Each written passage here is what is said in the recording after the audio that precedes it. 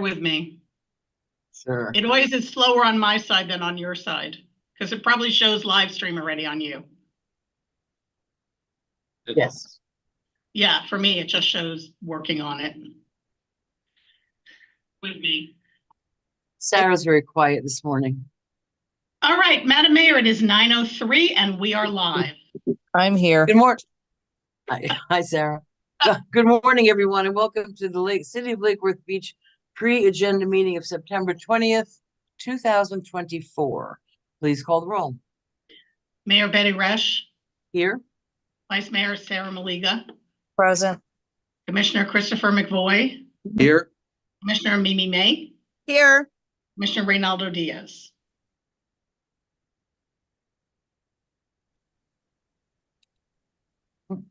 Commissioner Reynaldo Diaz. Something, we did not hear you.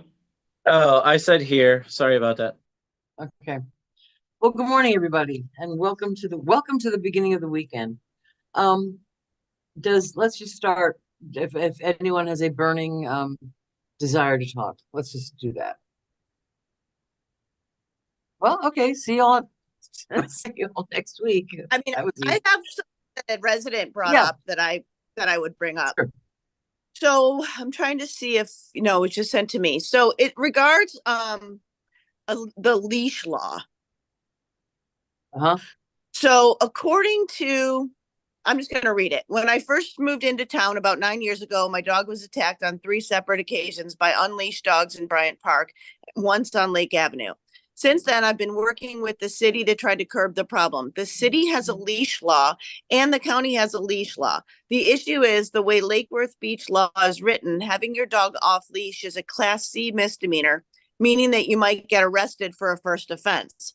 Pretty much everybody, myself included, agrees that this is unreasonably harsh for a first offense. Because of that, the police don't tend to issue summonses. When they see it, they just give a verbal warning, so the leash law goes unenforced. I've spoken with PBSO Captain Todd Bear about this, and he's really done everything that he can do as far as the police are concerned. He's issued orders that officers are to respond whenever they can to someone calling in unleashed dogs. He's used the police LED sign to broadcast the leash law in the parking lot. He's really bent over backwards. But what we really need is for the penalty for the leash law to be reduced from a criminal charge to a violation. Now, I'm wondering, and it says, for example, under the Palm Beach County leash law, you just get a ticket for the first time, which everyone agrees is more appropriate. My understanding is that a similar change was made to the law regarding noise complaints several years ago, where the city council reduced that from a criminal charge to a violation that doesn't involve a court summons or arrest. Chris McVoy seems to be working on this, but the last time I spoke with him, he told me that Sarah Maliga was heading it up.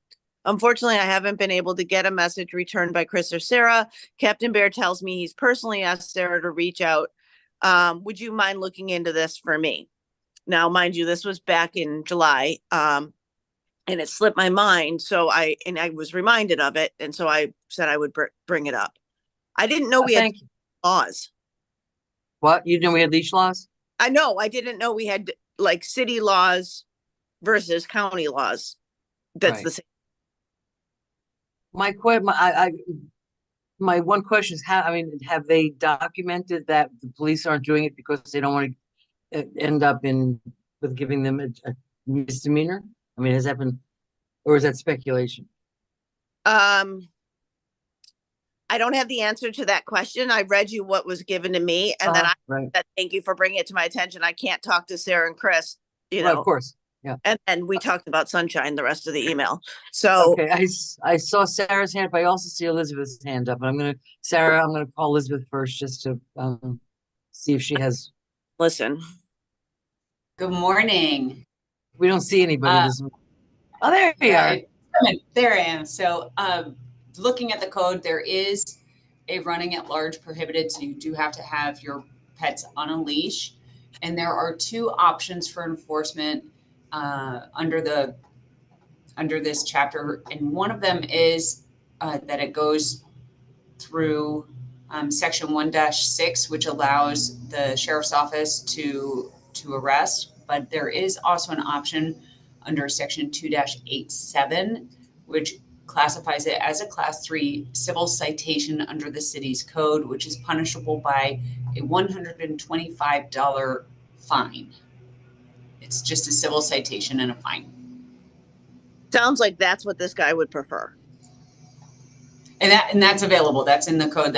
So I think we just need to maybe coordinate with the sheriff's office about the options that they have. So the That- sheriff's office would still be in charge of enforcing it.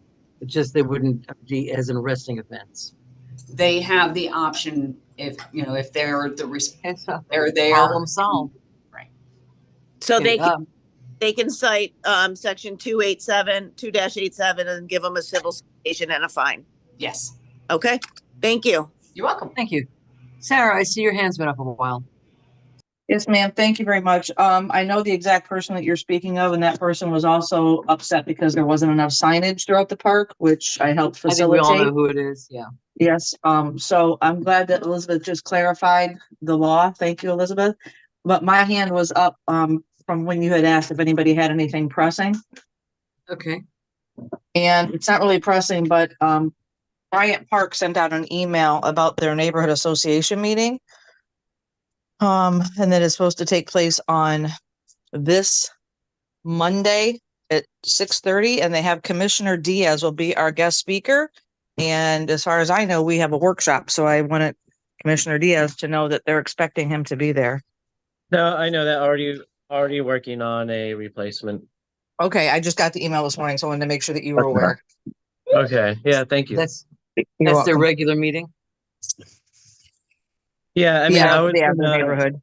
it's it's early now. I was gonna I asked Jamie after this call for Captain Kern's number because I think if he's available, he might be a good one to go and stop and say hi. Okay. So Ms. Malik, did Jamie, we can chat after this. Cindy, Thank you. I just, like I said, I wanted to just want to make sure you knew, Ronaldo. Yeah, thank you. Sarah, while you're talking, do you have anything else? Yeah, I want to say thank you to everyone who supported the proclamation for Grant Chapel's 95th anniversary that's going to be read in October and received by their current pastor. So thank you to everybody who supported that. And I also had asked for consensus for support from the dais to help sponsor the Day of the Dead activities for the CRA. And I don't know if many people are aware, but the state has pulled tons of funding away from all cultural and arts. So I thought it was important that we as a city step up. I know that I had sponsored it last year. I believe the mayor had co-sponsored last year, the year before. And I was really saddened to hear that not everybody on the commission was in support of sponsoring this event, especially when I constantly hear from the dais about embracing our culture and making sure that we, show everybody that they're welcome, and then not to have consensus from the dais on sponsoring this event. I was saddened by it. I know three of us did, as far as I know. Yes. Oh, and one more thing. The Bridges, we had the Bridges champion celebration 2 nights ago, to where Commissioner McVoy and myself were asked to be presenters to the awardees, and Mr. McVoy was first, and I want to say thank you to him for acknowledging me in the audience. Unfortunately, I was the very last presenter at the end of the night and didn't get home till 10:30, but I was very happy that Lake Worth and Highland brought home most of the awards to their Bridges members for outstanding community service, leadership, and just overall being impactful community members. So it was a great showing, and I want to thank Bridges and community partners for putting it together and really honoring the members who dedicate so much time and energy into assimilating themselves into our community, learning what it takes to be great community leaders, and just overall participation. It was a fun evening. Great. Where was it? It's Royal Palm. Beach Civic Center. Oh, wow.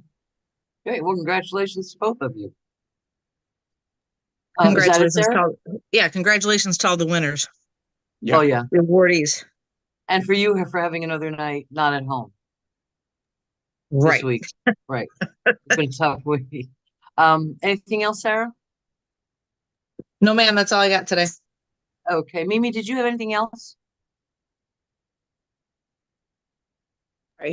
Sorry, I was all muted. I don't think so. I just wanted the end of last meeting when the mayor, when you brought up the sorry, I'm brain dead today, about bringing things on the ballot.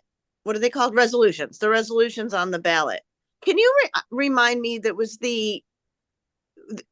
what the outcome was? I know we talked about changing maybe the term limits as well as the how you win the election. Right. But maybe Melissa remembers better. What was the outcome? Who's looking into what? Are we moving forward with that? My brain, it was late. I don't remember. I think we had to we have to talk about it, today. Is that something that we wanted? I was going to bring that up. Oh, okay. Okay. Yeah. I don't think, We can talk about it right now. Let's Yeah, talk about it right now.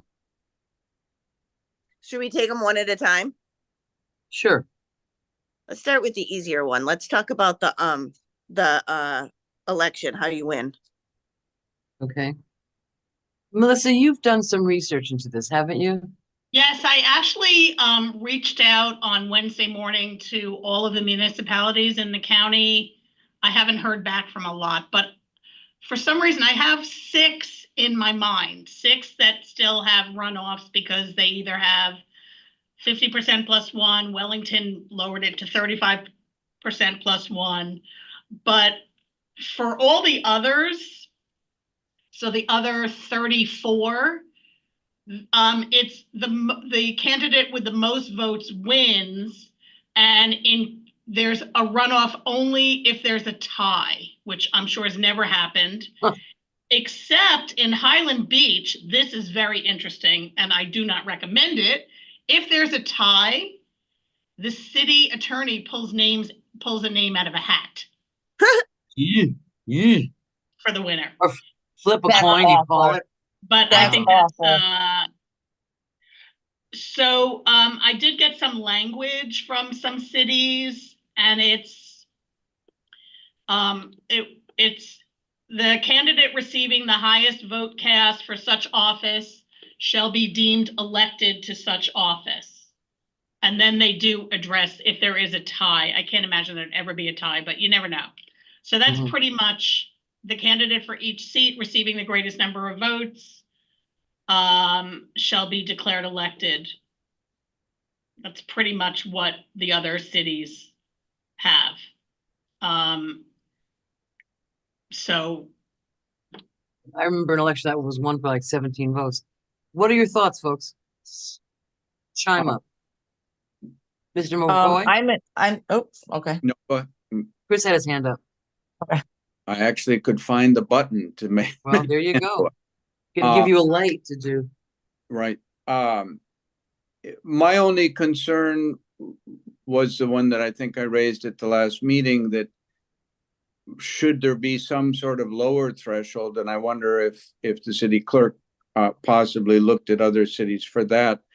If you have a lot of candidates and the maximum, the vote winner got 20% of the vote, that seems like a bit of a concern unless we were to do some sort of ranked vote thing or something or other. I don't know how big a concern it is. Certainly it's bigger than a tie, which people do seem to put language in. So that would be my only thought, is that should there be some lower threshold, that you got to get at least something. And I don't know. Wellington, I think, is 35%. I think that's And they had a runoff. Yeah, they still had and you're right. I mean, when there's a lot of people running, which seems to happen, it does seem like, well, yeah, I mean, how many, I don't know. Good. Sarah? Yes, ma'am. Thank you. I am in full support of majority wins and saving our city the money. I also brought up, when we were talking about this previously, increasing the cost of the fee to run, because I just don't think that, I mean, maybe Melissa can give us some information that we are in alignment with what other communities are charging. And sometimes people just throw their hat in to run just to force a runoff. And it seems as though it's disingenuous of their intentions when they run. So anything that we can do to combat that, I think, is protecting the community as a whole. And do you think the straight majority will do that? I believe it will. I mean, we should probably look at history, even if we looked at the last 10 elections and see what the numbers were. Ronaldo, your But thoughts? I think majority Okay. wins should clear it up. Mimi? I don't disagree in theory with Commissioner Maliga. I do worry about us judging someone's intention. I mean, I think she's probably right. However, I don't think it's appropriate to judge someone's intention on why they joined a race. I also don't want it to be so financially prohibitive that somebody couldn't run, because you can't raise money until you qualify. You can open an account. So that makes it. I'm sorry, Commissioner, that's not correct. You can Right. raise money as Okay, soon as good. you file As the soon as you, paperwork and open your bank account. okay, so you can raise money before you have to pay the fee. 100%. Okay, As then soon as you take declare that. your intent, meet with me, file Right. that paper designating your bank and treasurer. and Okay. open your account, you can collect money. So Yeah. you Oh, can declare but 2 years in then advance and start collecting money. Okay, then I agree with Commissioner Maliga that we should increase that. I mean, I think, what is it now, 250? Something like that? Okay, so there are two fees. There's a fee to the city, which is what I believe the vice mayor is referring to, is $100. That was raised from it was always $25. It was raised before the election last year, or I forget, but it was raised recently. Then there's the state assessment, which is a statutory fee. Has Right. nothing to do with the city. The checks made out to the city just because I think too many candidates bounce checks. So they want the city to collect the checks and turn in one check to the state, which is 1% of the salary, which is currently $245 or $295. Got it. For Then the Well, So thinking, Sarah, increase it to what? Well, I'd like to know what other communities do. You know, I'm just trying to, to bring us up into the 21st century. And what other surrounding communities do? What do other, municipalities in Palm Beach County, what do they charge for their city fee? Right. So I actually did something about that. I did reach out to them like years ago, a couple of years ago. And a lot of them don't charge anything because a lot of the municipalities where the elected officials don't get paid. Right. If you don't get paid, you don't pay a state assessment because, like 1% of 0 is 0. And they didn't have very high fees.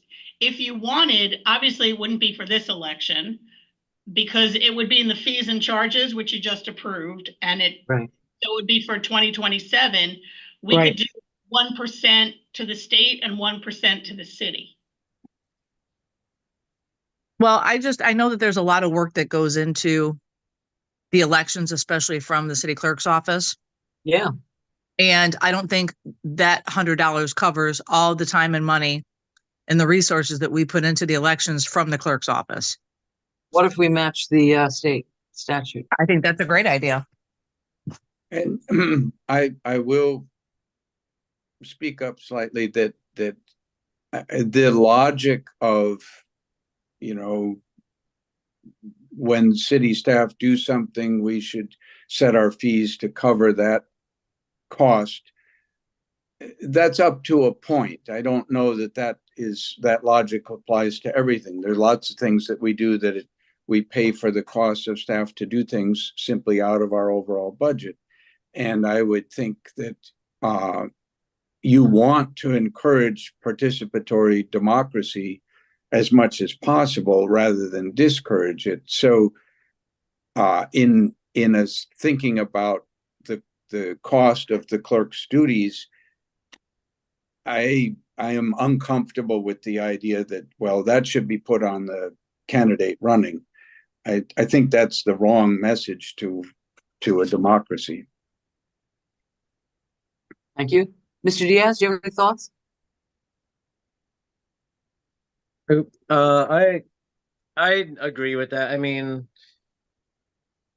there's a lot of really good points that were just raised by everybody, but I do agree with Commissioner McVoy's statement in that generally, we want fees to cover time and whatnot, but I think this is one of those like 1 out of 10 places where we we want to encourage people to apply to run, and effectively doubling the fee to $400 or $500 might be an issue for some. It could be construed as such. I'm saying 294, saying 1%.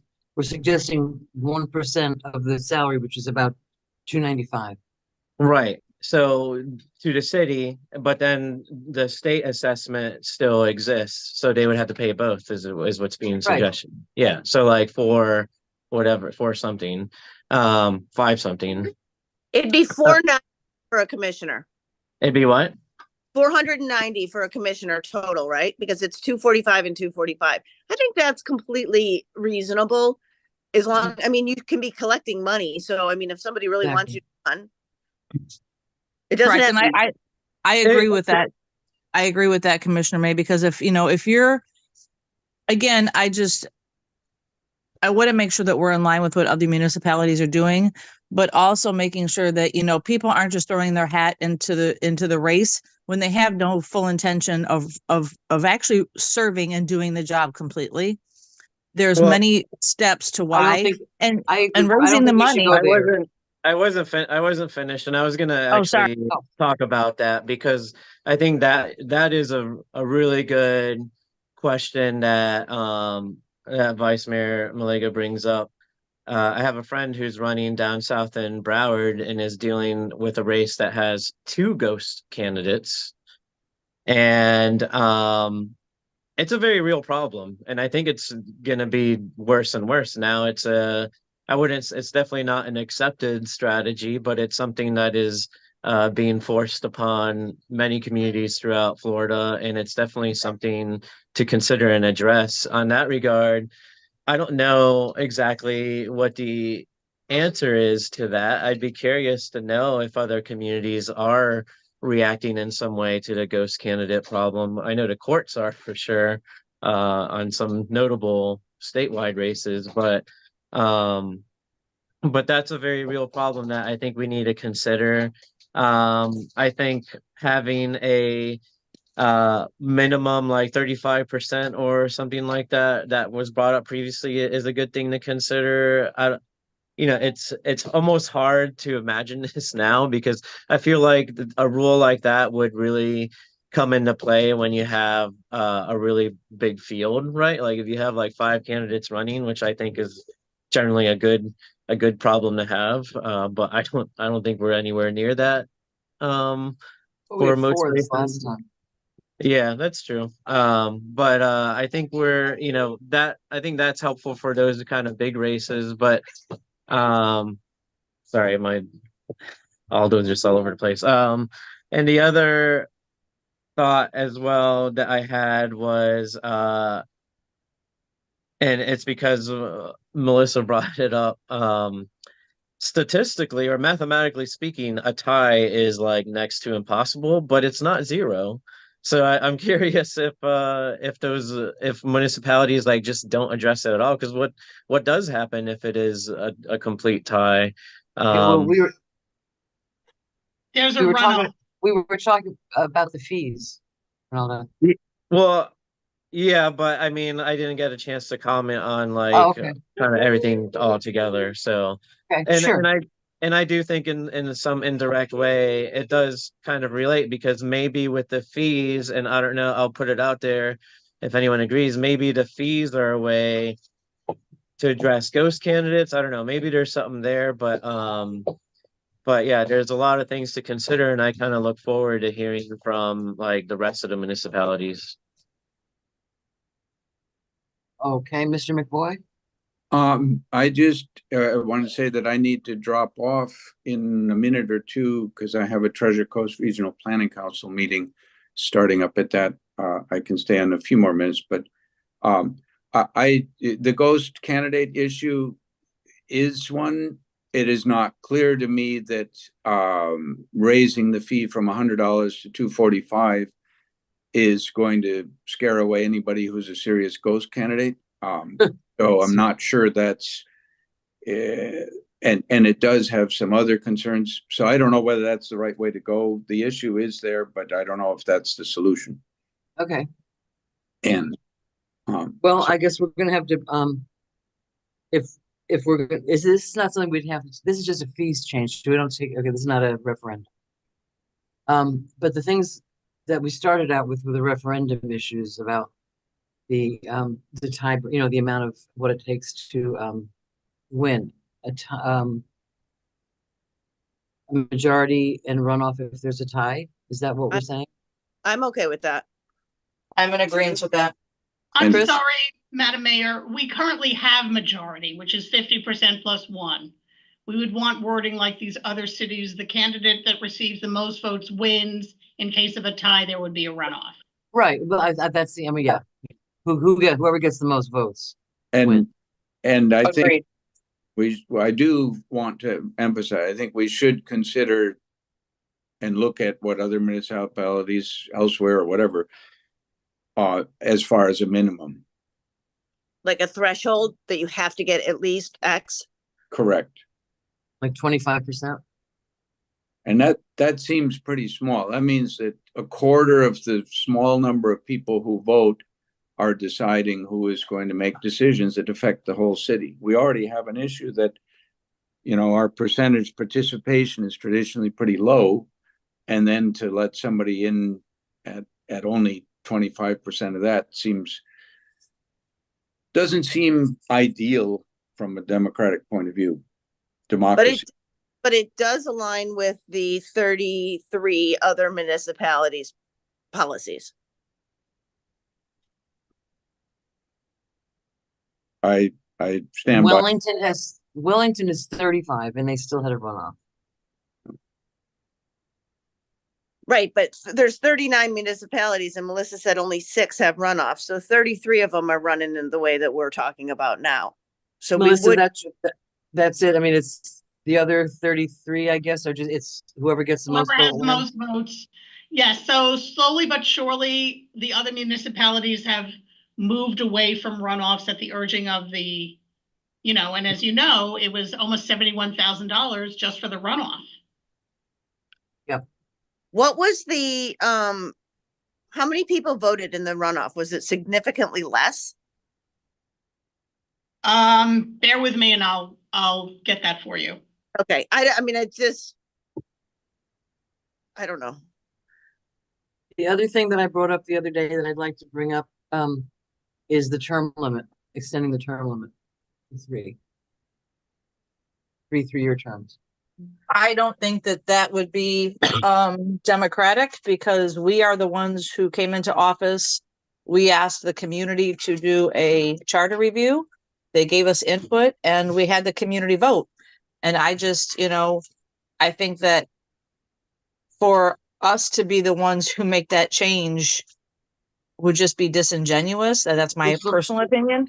Especially when you guys didn't even want it. I didn't get support for COLA because you guys were worried about the optics. So here we're talking We're about optics. one of the highest paid commissions in the county, so that was. No, we're not, but that's a different story. We're one of. But one of. I don't think that I think that that's something that if the community wanted, that they should bring forward to the dais. I don't know. I feel like that's just a little disingenuous. We should have maybe thought about it before, but I honestly Well, I think mean- 2-3 year Well- terms is enough. And I do, with all due respect, I did think of it before running and I was not part of that decision. So for me, that doesn't apply. Mhm. And I True. just, and listen, when we got elected 3 years ago, we ran like blockbusters through a lot of things. I thought 2-3 year terms was not enough, but again, I was new, we were all very new. And now having had 3 years, you know, like we all admit, the first year and a half at least is just for getting in. And if you want to see a project through, I mean, it wouldn't affect me personally, but if you wanted to see a project through, it's something I'd like to just put out there. Well, And but the I've spoken with some technically, citizens. the term limits don't apply to us right now I for, understand, which I'm saying it wouldn't affect me, but I have I have nothing to gain personally It from it. applies to me. It does apply to Mimi. So I do think we should think about it. You know, you do something, you make, it was a charter amendment committee, and we said, oh yeah, okay, and there were a lot of things that were changed.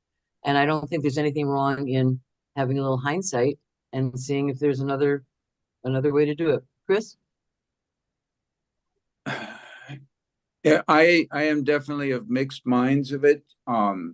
I served for a while when the terms were 2 years, and that I think was I was in agreement that 2 years was kind of short for a term, and it made a lot of turmoil.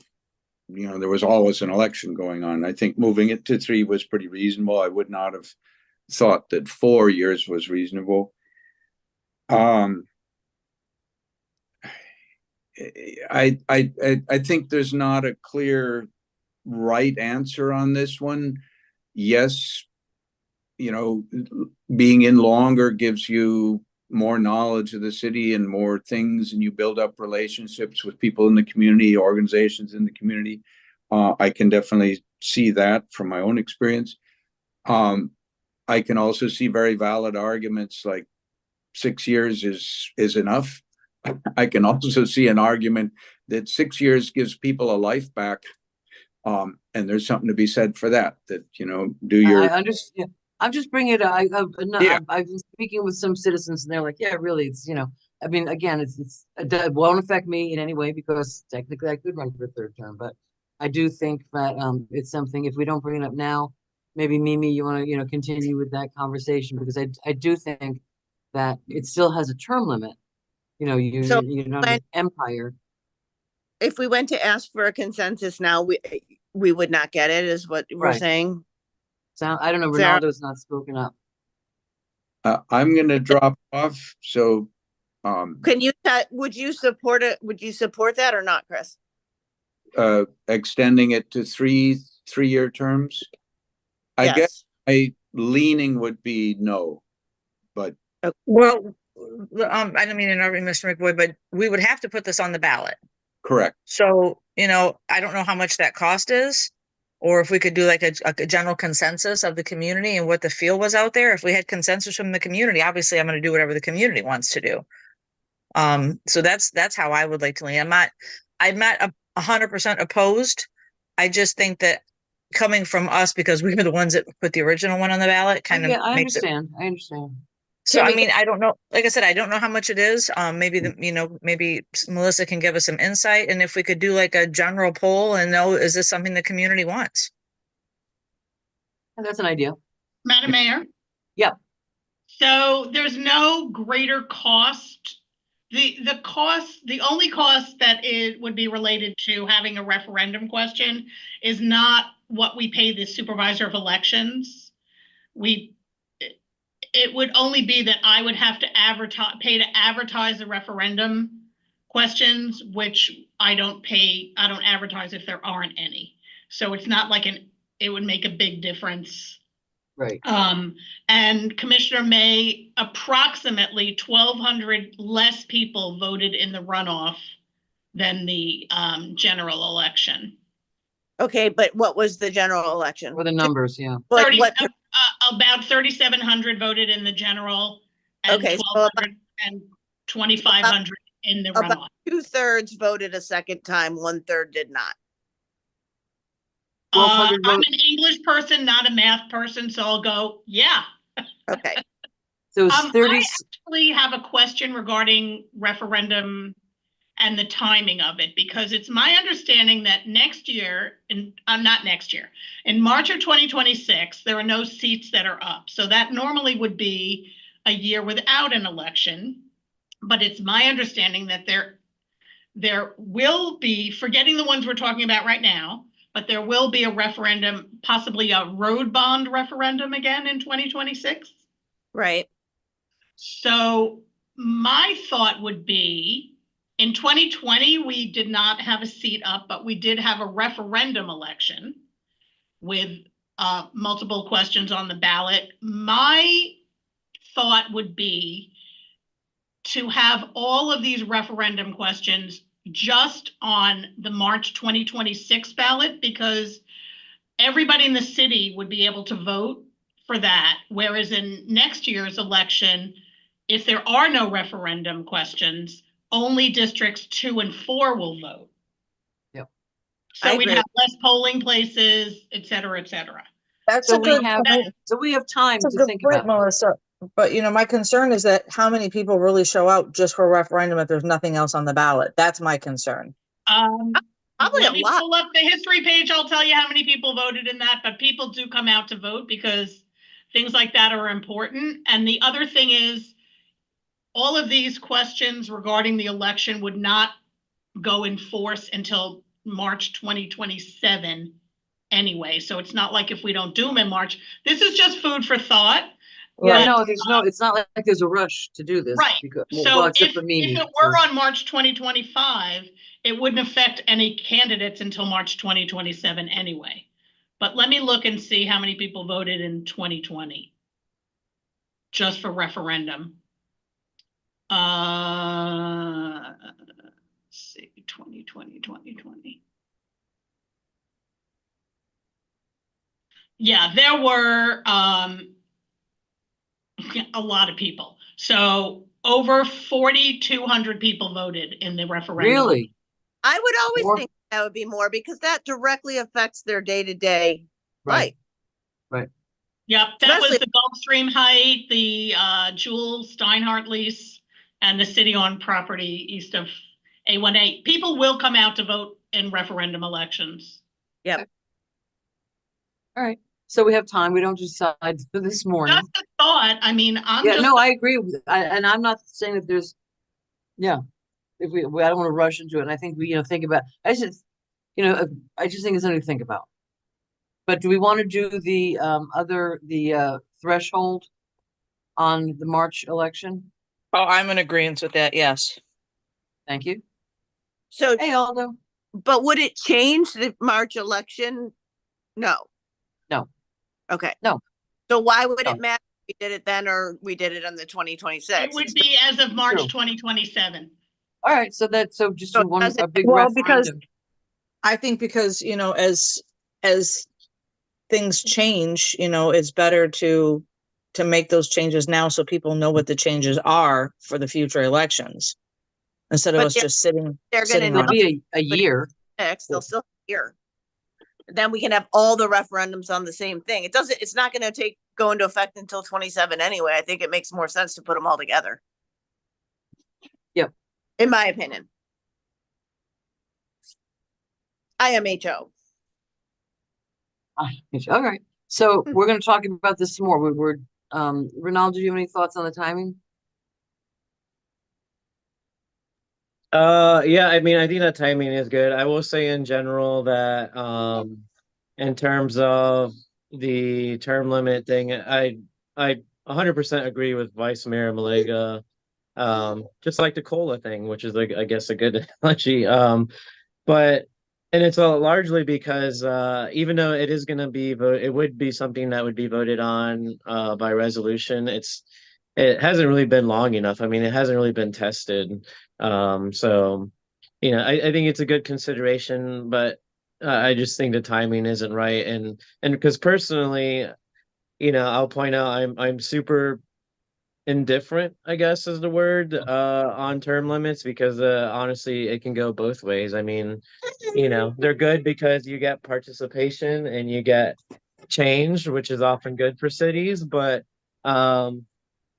also sometimes you can, punish someone who's really good and you probably want them to stick around. Right. I mean, yesterday at TPA, we were talking about Mayor Pinto and how from commissioner to mayor, he's been representing Royal Palm Beach for 20 plus years. And, and that was a good relationship. People wanted him there. So, It can go either way, so I definitely still appreciate the conversation, even if I Yeah, don't yeah, it's, and support that's it all right is a now. conversation. All right, and like I Yeah. said, it would not affect any of us anyway. So, okay. All right, so, Ronaldo, did you have anything that you wanted to bring up? Um, Not necessarily, because we have a lot of meetings this week, and we've been reading a lot. So my brain is focusing on that. Nothing really stands out right now, We to have be been reading honest. for every hour of meeting, there's like 2 hours of reading to prepare Oh, for. at least, yeah. Um, okay, then, I had a couple things. Well, we talked on Monday about the code enforcement thing and how, ways to make it easier. And I brought up two ideas, which I would like to propose here. One was, we have our letter of violation, which is a single space scary letter. And what my thought was to put a secondly, or add to that letter, or to put a second piece of paper in there, just saying, once you've complied, here's what you can do. Just so that people have, it's because they really do feel like the hammer of death is hanging over their head. And there's no way really to find out unless they're good at finding things, to look in the ordinance to find out the procedure for reduction in fines. So I would just like to propose that we have just, that's a, or look up section blah, blah, blah to find out what to do. We're not handing it to them, but I think in terms of But can transparency, yeah. I just have a question about that. If somebody gets the letter of death, then, but they still, if they comply within 30 days or however long it is, they don't get a fine. They don't get anything. Just fix That's it right. and move on. Right, but a lot of them, if you see, I mean, a lot go into fine. I mean, a lot of them go into it, get a notice of violation. That's So it would, what? that's, I mean, I don't know. I just don't know if I hear what you're saying, Mayor, but I also, there's a responsibility on the parts of the homeowners to take care of their property. And I mean, when you listen to how much time people actually get, it's ridiculous. Between the postponements and the 30 days and the 60 days and the magistrate and all of that, I mean, it almost seems like people who are not doing it either can't, and then we need to help them, or Well, aren't, and then that we need to find them. Ronaldo?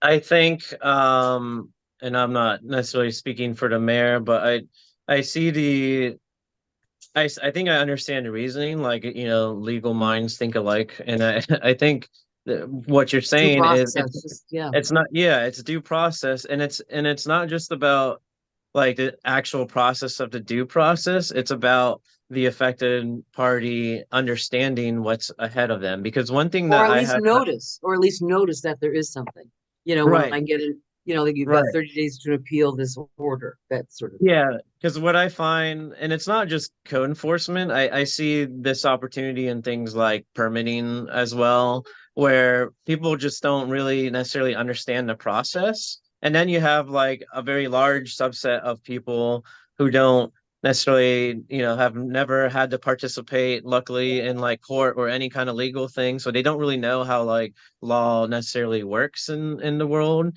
And so you get a letter like that and it's written in legalese, and I can see why some people get anxiety over that, and they just don't know what they do. So I guess what you're proposing is something like almost like a cover letter that says, this is the process, these are the steps. If you resolve the issue within 30 days, like the timing and all that, none of that changes. It's just like laying it out. And then I'll point out, And because I had a meeting yesterday, and that's not even foolproof, because I had a meeting yesterday and we had a really interesting conversation. It was helping, basically the short version is helping Guatemalan Mine Center apply for the same EPA grant that we're going for, because they're looking for like transportation needs and whatever. And so I've connected them with Circuit, and one of the things that we talked about that is often I don't know, I guess taken for granted is the word to say. But and a lot of no government is prepared for this, but like in our community, I think we have a really unique situation in that we have such a large population of Central Americans, and they're indigenous Central Americans. And something that is often not fully understood and no government is prepared to handle is that those Mayan languages are spoken languages. They're not written languages. And often things that are like as simple as instructions on how to go and apply for agency things like driver's license and whatnot, it doesn't translate well for that community. So if I can imagine, if you're from that community and you come home one day and you have that scary pink slip taped to your door, and it's a very difficult thing to understand, except like the words that you highlighted, it could result in a lien or loss of your house. That's a really scary prospect. So having something really simple that just says, here's the process, here's the schedule, this is what you need to do, I think that's pretty reasonable. Just to make it clear, just to Yeah, clarify. to put it in like standard English as opposed Yeah. to, oh, I'm completely for that. Yeah, yeah, because I mean, that's really all I'm saying. Just make it a little more transparent for people because, and even if, I've never this The letter. process stays the same. Like, don't touch the process. That No, that uh-uh. stays the same. It's just, we lawyers like to use big words and they're loquacious, and it's just better to sometimes to distill it down. loquacious being a big word in itself. And speaking of loquacious, Madam Mayor, our city attorney has her I hand. was just about to call on her. Hi, good morning, Elizabeth. Good morning and thank you. So on this discussion, I would just want to make sure that we're being clear. I have pulled up the notice of violation that the city uses. It is in plain language. It does include all the statutory requirements that this is what these are the violations on your property. It lists the code sections and what they're for. It gives a date for compliance. It says if you don't, to contact your code enforcement officer, and gives their phone number. It also has, again, that required language that if you don't correct in that time, it will go to hearing, and what the outcomes of the hearing may be, including administrative cost, fines that may be imposed, that it may become an order, and what would happen with that. It does include the appeal rights in the letter and the dates for that. So all of the information is in there. That's true. Go ahead. And I hear what you're saying, that you want, that I want you to consider what you would put in. I think that putting an insert in with the notice of violation isn't a problem. But if you're going to be taking the information that's in the notice of violation and putting it in a separate document, I would warn against that, because you want the notice of violation to stand for itself. Any information that's in that notice should not be written in another way somewhere else, because otherwise then you get confusion in what's the. I agree. I was talking about a remedy. There's you can appeal 30 days in municipal court, That is all in there. Mm-hmm. Right. I understand that. But I mean, the other remedy is if you do get a fine, that there is a chance to talk about a reduction of fine. And the magistrate does often bring that up in the hearings. But that's by the time they're there. A lot of times people will be able to work with the code enforcement officer, and they're cooperative, like, what do you think is going on here? Just try, because they need to not just have, because there's a formal application, as you well know, and it has to be, there's things that you have to bring in with it. And proof of, they'll take off like what it costs you to do it. Mm-hmm. Yeah, but the proof that the city has is very specific about, how do you prove it? So that's all I'm saying. It's just that give them a little bit more remedy besides the 30-day notice of violation in the county court. That's really all I'm saying. Because I want to make sure I understand. So you're looking if code staff had kind of a summary sheet for fine reductions that includes, these are the things that we look for, so that they can be consideration for sale. That's the other one that people have used, which is actually helpful, because if you got somebody coming in who's going to buy the property with the fines and then come to an agreement with the city about how to fix that, sometimes people I mean, that has been helpful in the past as well. That's all I'm saying, is just give me information about what happens if you do find yourself that you can't, for whatever reason, get income. And I'm not suggesting bad actors should get, free rides, but most of the people are, if we're talking about single people that own a house or one rental or two rentals, just to give them a little idea of like what the remedy is. That's all I'm saying. It's not, I don't think it's in the code anyway. And I agree with you, Elizabeth, about not rephrasing. Okay. Yeah. Do you, No, do you want that sort of information provided at the notice of violation stage? Because it's really. no, I would say at the initial stage, so that, because once they go to special magistrate, they're kind of, they have to, well, because they have to ask, okay, wait, now let me think about that. At the violation hearing, yes, you're right. At the violation hearing, we find you're in violation, you've got 45 days to correct it or a $50 day, and then Mhm. hand that slip. If you find yourself in that situation, So that's much more narrow. yeah, so Yeah. at the hearings, often the magistrate and staff have that discussion with respondents that if there is that they have so much additional time after the hearing to comply, and after Mhm. that time, a fine would start. If they need additional time, to contact the code officer, and they could be given additional time.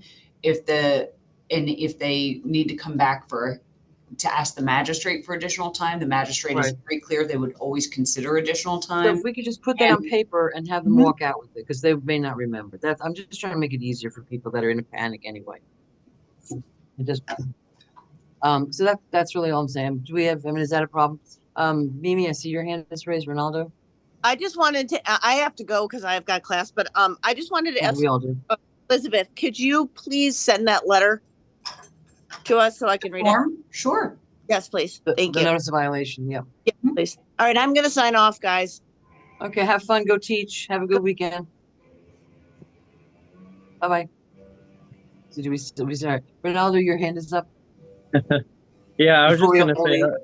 I was literally envisioning like a postcard, like super high level, very generic that you can Yeah. like even if somebody just wanted to learn what the process is like, here you go. And Well, wanted to tie it on 1 second here. okay, the other thing, the other thing I was gonna bring up is, with the, when you get and this is easy, when you get a rental license, a sheet of, a card that says if you no longer rent, you've got to notify the city and pay $25. So they know that. Yeah, Yeah, I'm sorry. just trying to get notice. Did you hear what I said, Ronaldo? Yeah. Yeah. And Just, very here's, when you similar. get your rental license, with your rental license, here's a card. If you stop, Here's what you 'cause can otherwise expect. there's really no way to know that. Yeah. And Sarah, are you okay with that? Sarah? Absolutely. Absolutely. And I also, I don't think we have time now, but I'd like to bring back my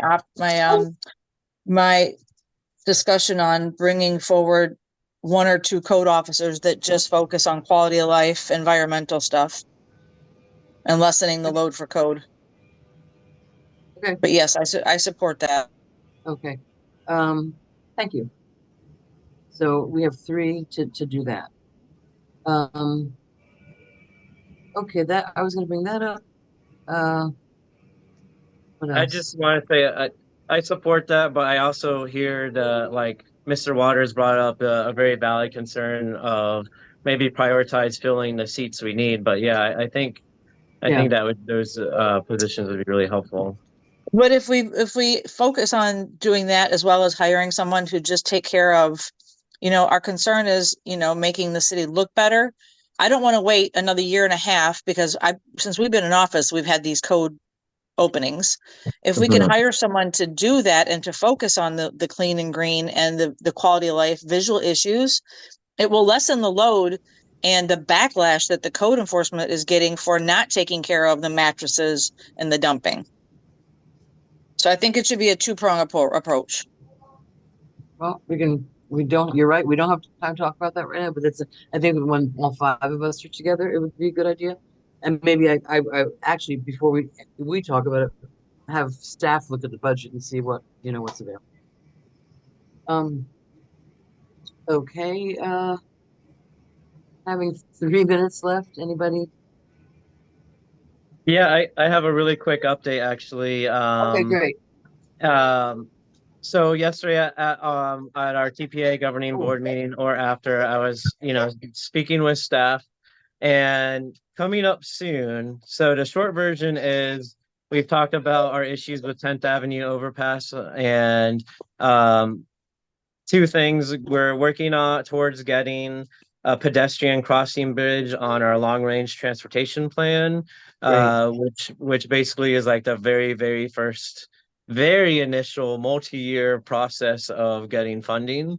So that's a good thing. And then the other thing is there's going to be an upcoming meeting that I will probably join in on between TPA staff and the school board to discuss this issue because we're all in agreement that it's a problem and it's not going to get any better and changes need to be made. So the good news is now we have TPA staff kind of helping us take on that fight, if you will. And then interestingly enough, unrelated in the governing board meeting, other commissioners brought up, because I guess Misery Loves Company, we're not the only ones. Other commissioners brought up the school district 2-mile rule, where they have the similar problem of, kids that are within the 2 miles are still walking, and there needs to be a change or a consideration of that. Okay, great. Thank you. Thank you. I have one more quick thing. It's a positive thing. I went to the Literacy Coalition luncheon yesterday. I brought Mary Lindsay with me since she's our literacy maven. And read for the record, competition is coming up. We have our books. We want to win. We want to have as many people as we can read to as many kids as we can in the city. So I'll talk a little bit more. I'll ask maybe Tiana to help me out with that. It's pretty competitive, and Green Acres won last year. So if Green Acres can win, we can certainly work on winning. So it's a very cute book that's coming out. I'll have a copy of it when we get together next time at the city commission meeting. And it's 9:59. So, Have a good weekend, everybody. What, Sarah? You sound tired. Have a good weekend. Yeah, I am tired. Yep. But I'm All right, still you- grinding. well, that's what's the choice? What's the choice? That's it. Be Okay. thankful you woke up another day. Everybody have a great weekend and be safe out there. You do the same. Thank you. And thank you, staff, for everything. And